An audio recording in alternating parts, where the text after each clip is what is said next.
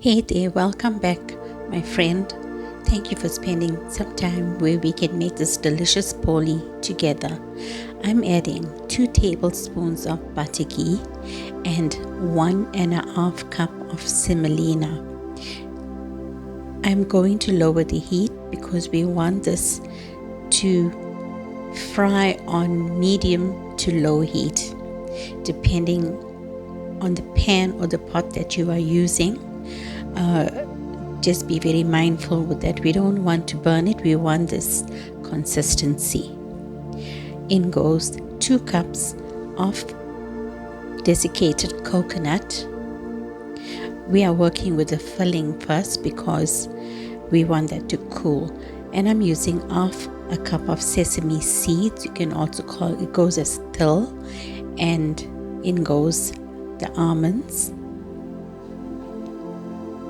You can use as much as you want. So I'm adding half a cup of klim milk powder, mixing it really well. I'm adding 2 teaspoons of green cardamom. You can also add some sugar. It's totally up to you. But I'm going to use 1 can of condensed milk. The condensed milk is the large one, 390 grams. So I will be using that whole can of condensed milk. For the dough, I'm using 4 cups of all-purpose flour, 1 teaspoon of salt, 2 tablespoons of sugar, and a teaspoon of green cardamom. I like using a whisk because it mixes really well, and a tablespoon of ghee. I'm using butter ghee. So the milk must be hot enough that you can work with it with your fingers, and this is what it is. It was absolutely delicious.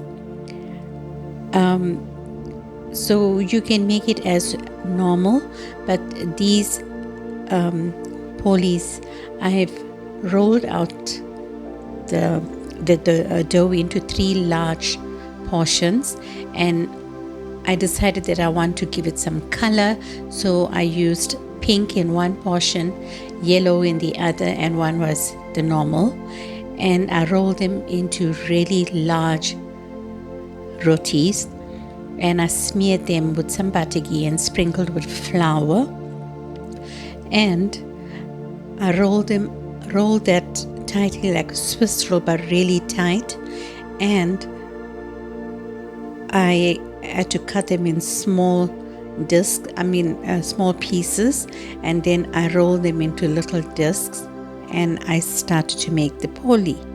So this is what it looked like. I was so impressed.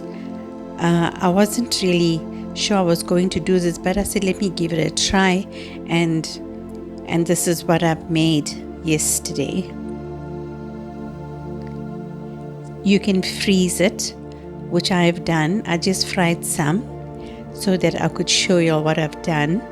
And yeah, it's so simple. Just go ahead and give it a try. You in your own kitchen, as always, you can only explore because you are working with it.